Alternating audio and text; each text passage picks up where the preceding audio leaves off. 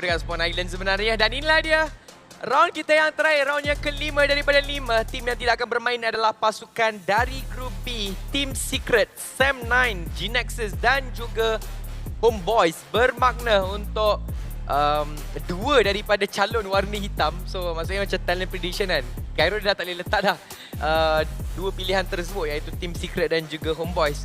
Sam9 dan juga G-Nexus juga tidak bermain kali ini, bermakna tempat macam Yasnaya Poliana akan diambil secara selesa oleh tim Boskur. Untuk kawasan Sam9 di Shelter, Prison dan juga Mansion mungkin juga akan diambil oleh pasukan contohnya macam KHI ke ataupun mungkin RSZ untuk mereka membuka kawasan looting mereka. Sebab sekarang ini dekat sekitar RSZ kosong. Ke bahagian utara Shelter, Prison, Mansion tak ada orang. Ke bahagian kiri, di bahagian farm, tidak ada Homeboys juga. So maksudnya untuk RSG, mereka ada kawasan besar untuk mereka membuat looting ataupun membuat rotasi dan sebagainya. Andai kata diperlukan di bahagian kanan tersebut. Sangat-sangat mudah. Tapi apapun inilah dia, penerjunan telah pun dilakukan oleh kesemua pasukan yang ada. EVOS. Ya, turun ke kawasan biasa dia. Dia ada full. Tapi NC akan tarik, akan turun ke bawah. Di area Milta pastinya RSG. Tetapi ketika ini mereka akan menoleh KHI. Ketika oleh Soul sebentar tadi, THQ Novo tempat yang biasa untuk mereka. Geek Fam selalunya memang akan ada di kawasan ini. Di apartment area Jogopul, Damrut, DP. Jadi bila kita nampak dia pakai DP, ni adalah senjata biasa dia untuk Damrut. Tadi je yang dia tiba-tiba menggunakan sniper tu, luar biasa. Damrut untuk season sebelum ini merupakan Terminator kita. Untuk season kali ini kita lihatkan yang dia masih lagi menunjukkan konsistensi yang baik. Tapi Snipes mula lebih bersinar berbanding Damrut. Tapi kelihatannya untuk pusingan yang terakhir Snipes tidak akan dimainkan. Sebab tadi kalau kita lihatkan kepada line up, Miracle hari ini dia start bermain. Ya. Saya betul of course Damrut, QB dan juga Saint ada. Snipes direhatkan untuk pusingan yang terakhir ini. Ada barisan pemain untuk Geek Farm, tapi inilah dia Aizain. Memang dua pusingan berturut-turut jadi MVP.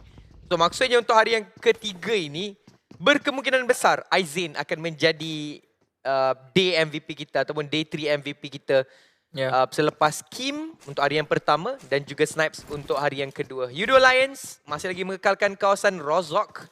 Walaupun dulu mereka pergi ke peringkat C, mereka terpaksa untuk berlawan dengan Valdez, The Murder. Tapi diorang macam, tak kisah, kita orang tetap nak Rozok ini.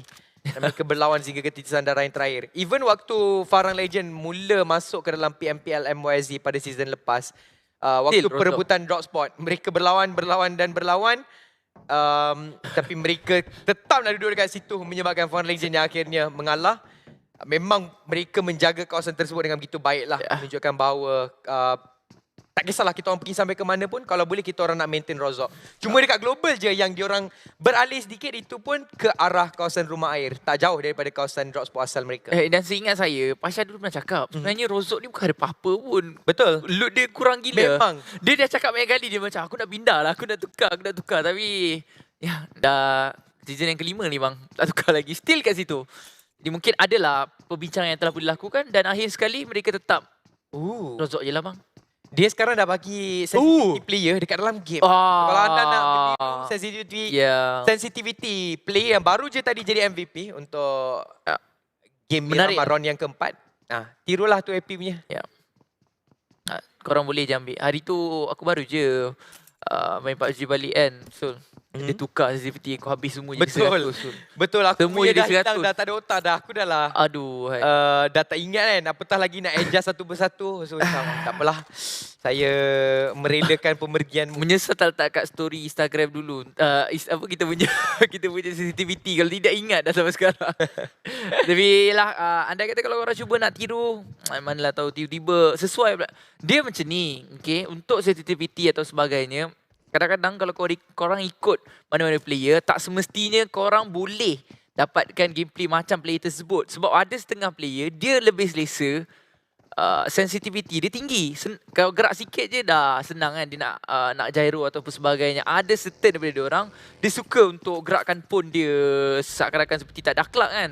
Jadi korang kena ikut kesesuaian korang sendiri juga.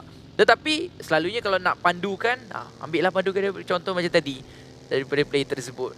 Berpandukan dia, lepas tu try cari apa yang korang selesa kan. Macam tu je sebenarnya untuk pemilihan sensitivity dan sebagainya. Walaupun kadang-kadang caster sendiri pun kadang-kadang ada juga yang tanya, bang ni sensitivity code apa benda bang kan. Aku macam baru je main satu game tadi dalam Vita. Itu pun main tagam je. Gyro benda kan main letak-letak je, main tambah-tambah je. Benda tu aku tertanya juga dulu kan. Apa pasal korang nak sensitivity aku? Pergilah tiru sensitivity Yelah. Fragger yang mantap dengan Fragger. MPL kita. Aduh Ya, tu adalah antara kenangan manis lah. Tapi pada waktu ini kita sedang saksikan bahagian Severny yang suatu ketika dahulu pernah diambil oleh banyak pasukan-pasukan. Dan yang paling prominent of course adalah Yudo Gang / Sam9. Tapi untuk season ini Almighty akan mengambil bahagian Severny dan juga shooting range.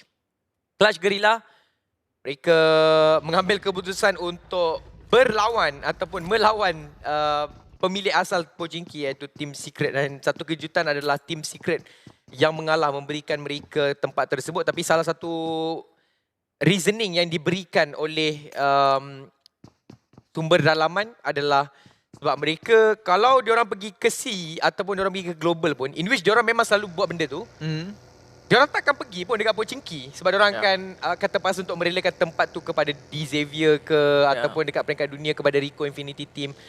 So macam tak apalah, lebih baik kita train dekat kawasan lain kan daripada kita main dekat Pochinki dekat MYSG tapi MYSG PH tetapi kemudian dekat C dan juga global kita tak dapat pun nak main dekat Pochinki. Ya benar.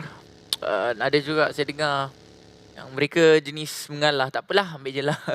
Kadang-kadang Sunhawk dulu pun tak apalah ambil je lah. So macam itulah caranya untuk pasukan Secret ini, pasukan yang rahsia. Dan dari segi dot spot pun mereka macam tenang-tenang saja. Team Hawk DHQ. Dia selain daripada jambatan ni kan, apa je lagi yang nama-nama yang menarik? Aku rasa macam jembatan tu je lah, bahagian bawah tu. Andai kata kalau ada loot dekat situ, kalau ada macam M4 ke benda kan, mungkin ada juga salah satu player akan turun situ. So, sebab tempat dia agak menarik lah, jujurnya daripada aku lah. Sebab at least kau boleh naik turun kan. And kalau kita nak seberang, mungkin dia bagi peluang untuk sesiapa nak seberang jabatan tanpa perlu untuk lalu jalan raya tu. At least mungkin ada 1-2 player, kau naik je lah kat tepi-tepi tu kan, mana tahu kau boleh masuk dengan selamat ke. At least kita orang yang berenang ni, kalau tak sampai sana kau ada. Gitu. Ya. Jambatan je lah kot. Kalau ada yang basikal tu semua, itu adalah lebih kepada event untuk fourth anniversary. Tapi kalau nak kata untuk room sahaja, untuk tournament room sahaja, saya rasa jambatan dan juga of course perubahan dari segi drop spot lah. Itu benda biasa. Yes. Macam setiap kali event kalau ada corak ataupun kalau ada macam berkata tema, of course airdrop akan bertukar. Tak kisahlah ada warna kain merah dia tu, warna kain biru tu pun kalau boleh tukar tu je pun, itu pun dah memadai. Ini pun mesti tukar. Ini pun yang paling cantik lah. Betul. Jujurnya daripada aku. Dan satu lagi Sol yang kita sebenarnya jarang sekali perasan. Pokok ni berubah Sol. Sebab tu kadang-kadang kau nampak play ni langgar. Pokok ni berubah guys kalau korang nak tahu. So mana-mana map. Setiap musim. Hari tu diorang potong pokok tu. Nak buat compound baru. So sekarang ni diorang terpaksa tanam balik. So sekarang ni pokok tu dah besar. Dah masuk season ke-5 Mi. Sebab kadang-kadang kita nampak je player ni kan. Oh nampak macam meyakinkan. Pop lah kat pokok. Sebab tu alasan kita dengar daripada dalam stream dia. Kenapa ada pokok ni kat sini? Bukan tak ada ke sebelum ni? Itu adalah alasan lebih kurang 70% player-player yang ada di dalam PUBG Mobile gang. Jarang lah dia orang akan bagi alasan lain. Selalunya pokok tu tak ada semalam. Itulah ayat yang biasa kita dengar. Tetapi kali ni akhirnya kita dengarkan ada satu tembakan jarak jauh daripada RSG. Di mana korang lihatkan atas kiri, tiada langsung pertempuran yang berlaku daripada tadi. Tak ada siapa pun yang hilang. Akhirnya baru ada satu tembakan jarak jauh kita dengarkan tadi. Tetapi tidak akan berjaya untuk mendapatkan sesiapa. Menunjukkan ketika ini perlawanan kita hanya sedikit pelan juga untuk map Merangle kita yang terakhir. Seakan-akan seperti Miramar yang pertama dilakukan ataupun yang dimainkan sebentar tadi. RSG. Hari pertama sebenarnya saya terkejut small boy tak main. Oh. Ya, small boy tidak bermain. Instead yang bermain pada waktu itu adalah Luke bersama-sama dengan Kim, Rex dan juga Brian. Tapi hari ini small boy kembali semula ke dalam line up. Saya tertanya juga, kalau small boy tak ada, siapa yang akan memberi shot call ataupun siapa yang akan membuat call out dari segi rotasi dan sebagainya. Mungkin Rex kot. Sebab biasanya Kim dia lebih kepada followers, sebab dia lebih memfokuskan untuk support ataupun cover rakan pasukan beliau. Sebab tu kalau kita lihat kan untuk Kim, dari segi kill mungkin dia tak berapa prominent sangat. Tapi dari segi damage. Itu adalah antara benda konsisten yang dia selalu buat lah. Di mana hari yang pertama, kalau kita lihat kan dia jadi MVP hari yang pertama. Kill dia 5 je. Tapi damage dia lebih dari 2,000. 2,000 mah betul-betul baiklah daripada seorang Kim. Lepas tu yang 2,000 damage tu seakan-akan kau dah jatuhkan 20 orang lah. Senang cerita. Ini Baby Kim. Salah seorang pemain yang sebelum ini sering kali disebutkan lah ketika sesi lepas. Lagi-lagi ketika mereka berjaya untuk mendapatkan slot ke PMPL. Itulah kita kenali Eris dan setelah itu jadi Alliance. Dan sekarang ini kembali sebelum kepada Dingus, kembali kepada Eris dan jadi Dingus kembali. Axis Mika OP. This Red One. Antara pemain paling muda mereka, bocah mereka iaitu Mika. MAB. Akhirnya mereka berjaya untuk naik satu anak tangga. Kalau korang perasan di bahagian kanan, maybe 2 hari ke hari semalam kita lihat kan mereka memang kat bawah 2 hari ya betul-turut. Mereka berada di tempat yang terbawah, iaitu di tempat ke-16, tapi akhirnya mereka dah naik ke satu anak tangga. Tapi kalau kau tengok J punya apa? Dia punya video dekat satu media sosial tu memang kau-kau lah kepada TMVP. Kau ada perasan tak? Memang sangat-sangat menarik lah sebenarnya untuk saksikan. Tapi akhirnya dia dah hilang daripada belenggu tempat ke-20. Tempat 2 digit 2-0. Ya. Sukan MAB. Tapi circle yang seterusnya kita akan lihatkan. Pergi ke mana? Kalau kita fikir ke bawah mungkin ke atas Azul. Oh, dia ke bawah Azul kali ni. Wow. Kali ni dia sebenarnya aku dah expect sebab tadi nampak macam terlalu besar ke bahagian atas. Mesti dia akan tarik ke bawah.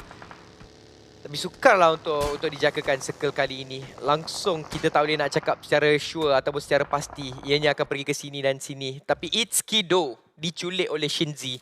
First blood selepas 13 minit tanpa sebarang penyingkiran ataupun tanpa sebarang tembakan berlangsung. Macam tadi. Akhirnya Shinzi berjaya untuk memeriahkan sedikit suasana dengan satu penyingkiran untuk diri beliau. Hari ini hari pertama bukan?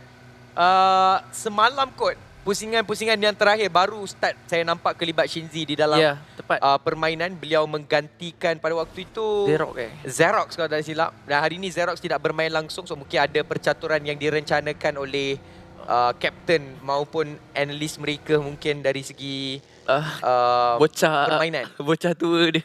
Ya, bocah tua. Captain. Bocah berjanggut. Adips. Ya. Waktu tu, diorang contact, diorang cakap, Sol, buat satu kata-kata pendapat pasal Adib kan. Aku pun tulis kan. Dia tak cakap pun tema ataupun tajuk pada waktu itu adalah bakal bocah ajaib. Pasal aku pun macam,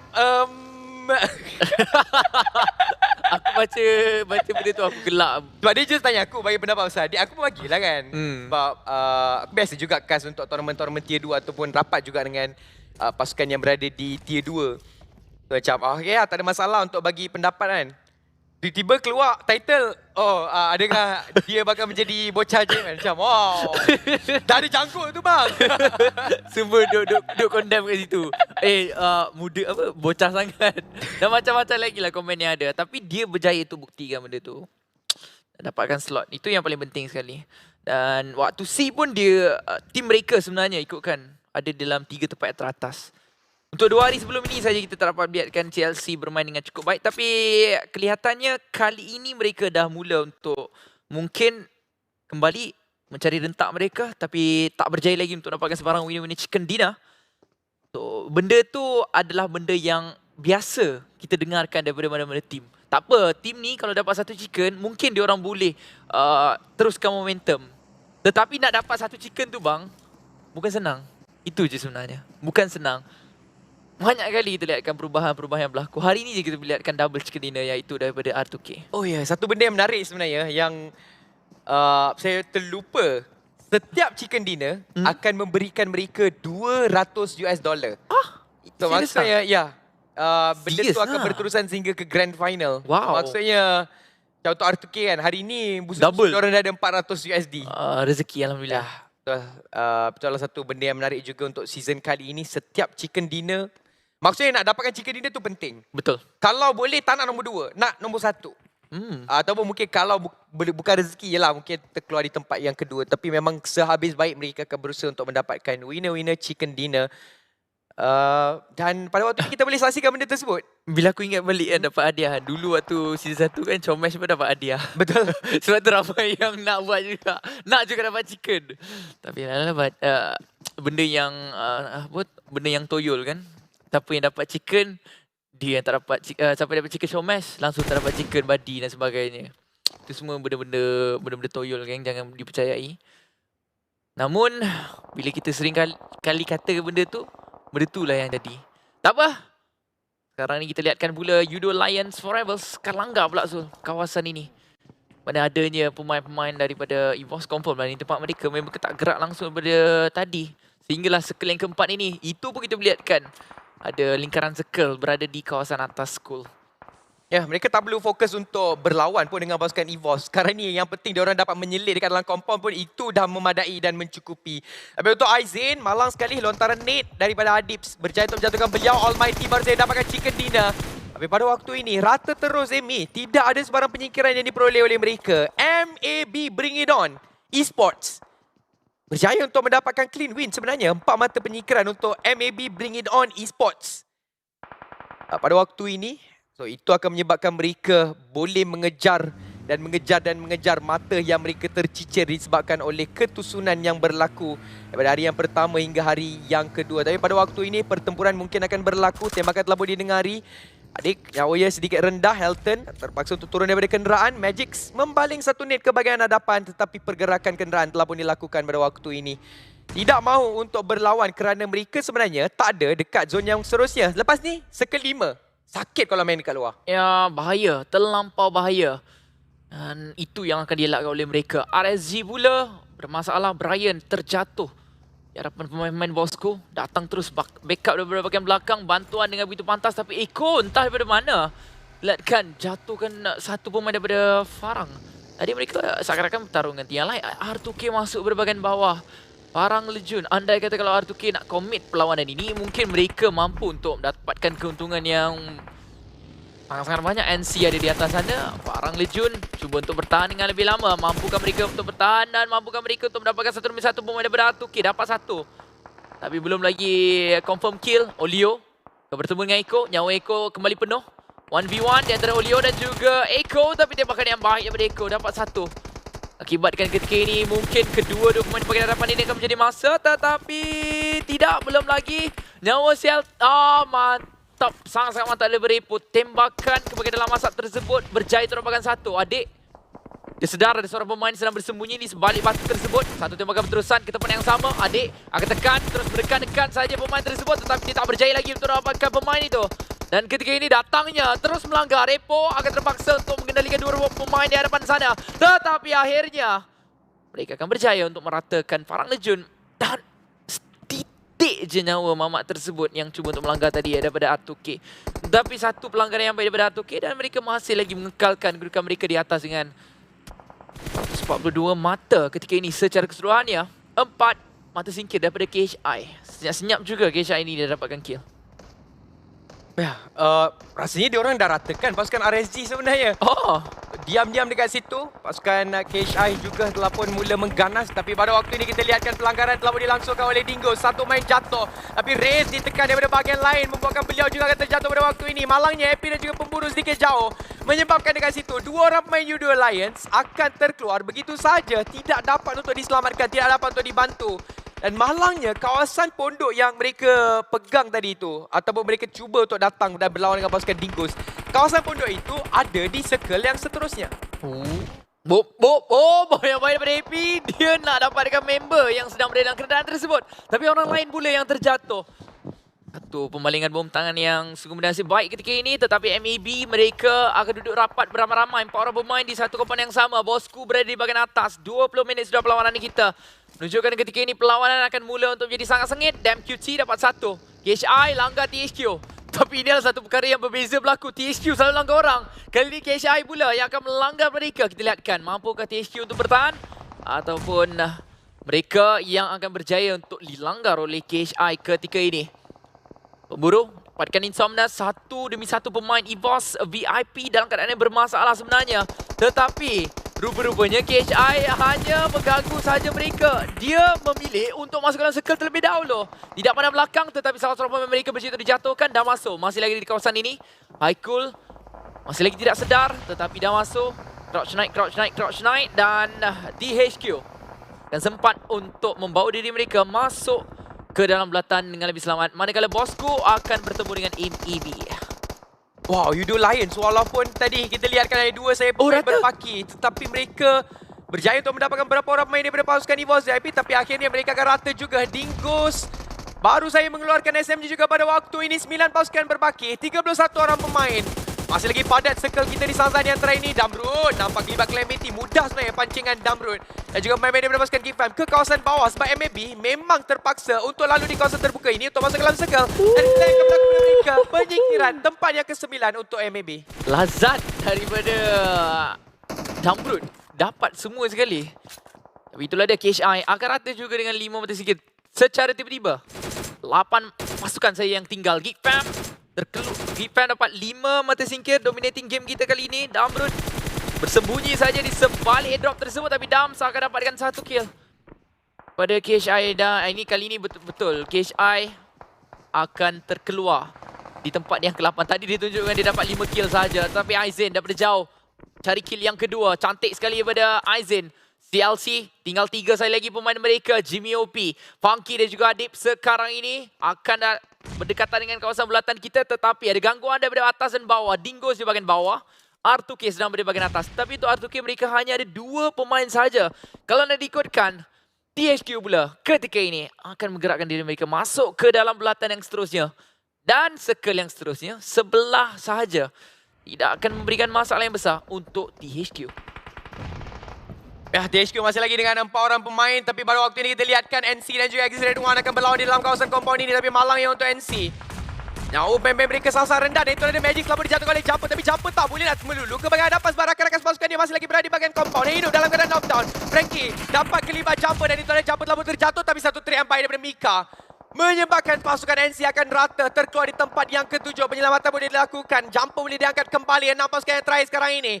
Exist Red One dah ada 5 mata penyingkiran. Benar sekali. Baby Kim daripada bahagian bawah. Seperti yang saya katakan tadi, mungkin akan menekan pemain yang ada di atas tadi, iaitu CLC. Tetapi rupa-rupanya mereka akan bertembung terlebih dahulu sama dengan Geek Fam, QB. Tembakan ramang ke bahagian bawah. Tak bercerita apakah sesiapa, tetapi ini adalah benda yang mudah sedikit untuk QB. Dia dah tahu kedua-dua pemain ada di bahagian hadapan tersebut. Sekarang ini dia menunggu masa saja untuk mengambil nyawa satu demi satu yang ada untuk Dingoes. Tetapi lihatkan Damrun, dia dapat pemain tersebut. Ketika ini dia dah ada 4 mata singkir dan Ateh, pemain yang terakhir, cuba untuk naik ke atas. Damrun nyawa sangat-sangat sedikit. DHQ dari bahagian belakang, tembakan kepada pemain Geek Fam. Satu demi satu pemain mereka akan terjatuh. Ateh walaupun bersorangan, ada gangguan daripada tempat yang lain. Zuli dapat 3 sekaligus. Geek Fam hanya tinggal bersorangan saja. Ya, satu perkara yang malang sebenarnya untuk Geek Fam sebab mereka terlalu fokus ke arah pasukan Dingoes, menyebabkan mereka punya kedudukan sebenarnya terbuka daripada perspektif tim A. Dan itu menyebabkan sekarang ini mereka terpaksa untuk membuat satu reset besar-besaran yang mana saya rasa sangat sukar sebab Miracle dah berada sangat-sangat di bahagian hadapan.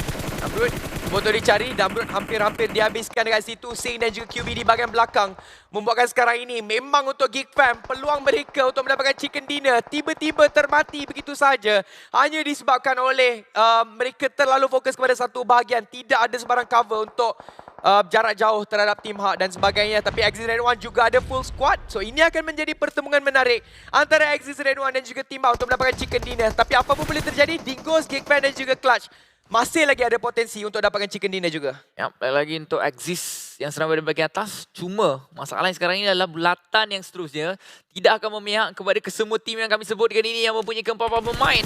TLC ada pakai circle dan juga pasukan yang ada di sebelah mereka seperti tadi, tapi THQ dan mula untuk menggerakkan diri mereka ke hadapan untuk masuk dalam circle. Geek Fam ada circle tadi yang saya katakan tadi, tapi ada tembakan daripada pakai belakang oleh Zuli. Mudah untuk dapatkan knockdown tersebut. Miracle menunggu saja kehadiran pemain-pemain lawan, tetapi ada salah seorang pemain yang akan datang dengan begitu bergaya, iaitu si Rensky. Miracle masih lagi tak bergerak, tapi tembakan daripada Miracle dapat satu. Cantik daripada Miracle. Tukarkan daripada Evo, dapat pemain yang kedua. Baik daripada Miracle. Kedua-duanya akan disatukan oleh dia dengan sangat-sangat baik sekali.